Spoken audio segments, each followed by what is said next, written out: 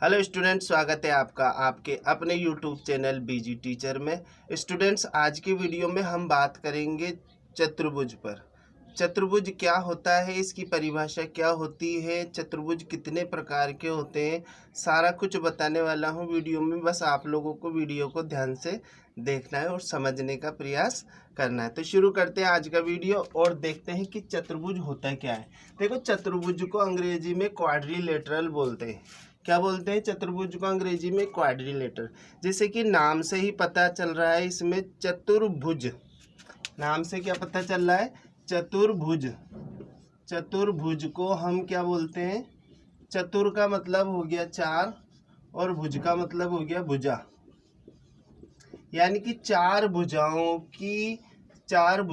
की बंद आकृति को चतुर्भुज कहते हैं। ये इसकी परिभाषा है। चार भुजाओं से बनी बंद आकृति को हम क्या बोलेंगे? चतुर्भुज बोलेंगे। ठीक है। अब उसका शेप ऐसा भी हो सकता है, ऐसा भी हो सकता है। कैसे भी आप लोग इसको चतुर्भुज, चार भुजाओं को बंद आकृति बना लो, किसी भी तरीके से आप लोग इसको बना सकते हैं। हर आकृति जिसमें चार भुजाएं हैं और वो बंद है, उसको हम चतुर्भुज कहेंगे। ठीक है। लेकिन अब बात आती है, क्या चतुर्भुज एक ही तरीके का होता है? नहीं, चतुर्भुज कई तरीके के होते हैं। ठीक है। जिसमें आज के वीडियो में हम पढ़ेंगे एक स्पेशल चतुर्भुज के बारे में, जिसका नाम है आयत। ठीक है। आयत की क्या क्या विशेषताएं होती हैं, ठीक है, ये सारा कुछ आज के वीडियो में सीखेंगे। तो देखो, जो आयत होता है, आप लोग इसकी आकृति यहाँ पर देख रहे होंगे, आयत की आकृति। इसमें सबसे पहले बात करें तो आयत किसे कहेंगे? आयत की परिभाषा, आयत की परिभाषा, आयत की परिभाषा में हम लिखेंगे जिसके आमने सामने की भुजाएं, आमने सामने की भुजाएं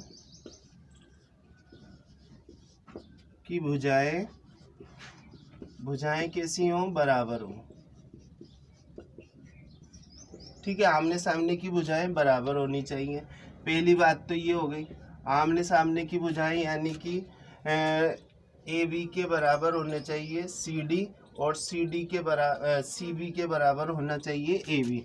तो पहला जो बिंदु है आयत को पहचानने का, उसमें हम लिखेंगे ए बी बराबर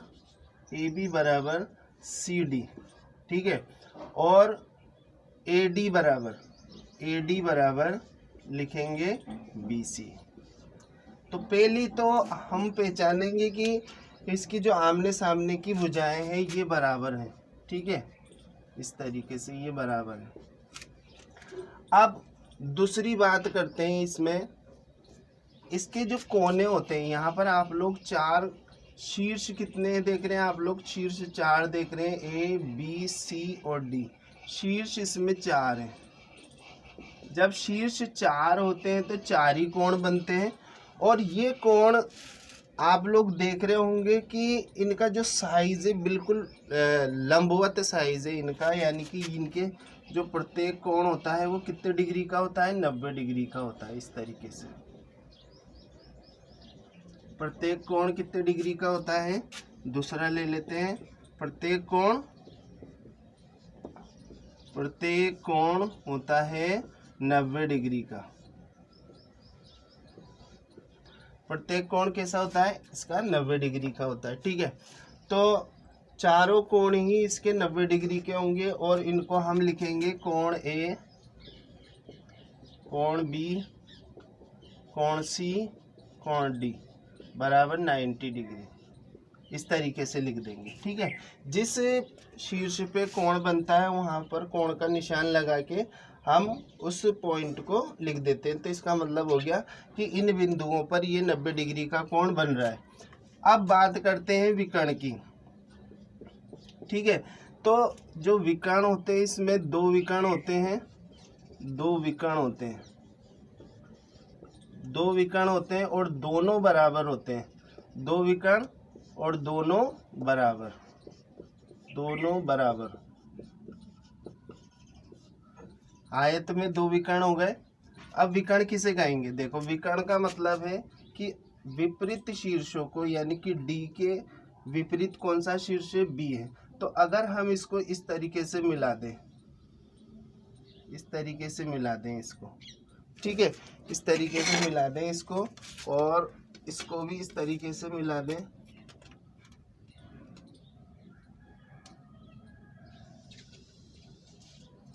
ठीक है, इसको इस तरीके से मिला दिया और इसको भी थोड़ा सा सीधा कर लेते हैं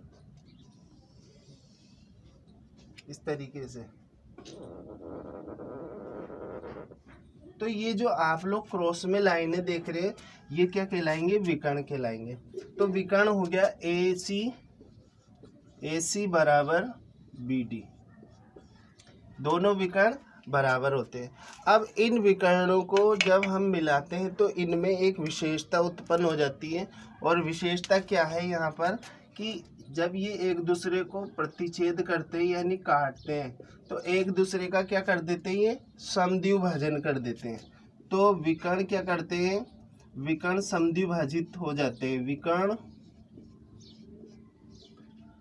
विकर्ण आपस में समद्विभाजित होते हैं, समद्विभाजित करते हैं। तो आयत के विकर्ण बराबर होते हैं और एक दूसरे को क्या करते हैं, समद्विभाजित करते हैं। अगर हम इसको O पॉइंट मान लें तो OD बराबर OB और OC बराबर OA हो जाएगा। तो यहाँ पर हम लिख सकते हैं AO बराबर OC, ठीक है, और OD बराबर OB। तो इस तरीके से हम एक जो आयत होता है, आयत क्या होता है, एक चतुर्भुज होता है, ठीक है, उसको हम परिभाषित कर सकते हैं इन पॉइंट्स के आधार पर। तो आप लोग इन पॉइंट्स को अच्छे से सीख लीजिए, बहुत ही काम के पॉइंट है आप लोगों के लिए, और ये हमेशा काम आने वाले पॉइंट है। इसकी जो अगर आप लोगों को गुण पता होंगे तो इससे संबंधित सवाल आप लोग कर सकते हैं। तो इस वीडियो में इतना ही। अब हम अगले वीडियो में बात करेंगे वर्ग और वर्ग से संबंधित गुणों के बारे में। तो मिलते हैं अगले वीडियो में। अभी तक आप लोग अगर चैनल पर नए हों तो चैनल को सब्सक्राइब कर देना, साथ में बेल आइकन को भी प्रेस कर देना इस तरीके के वीडियो प्राप्त करने के लिए। धन्यवाद।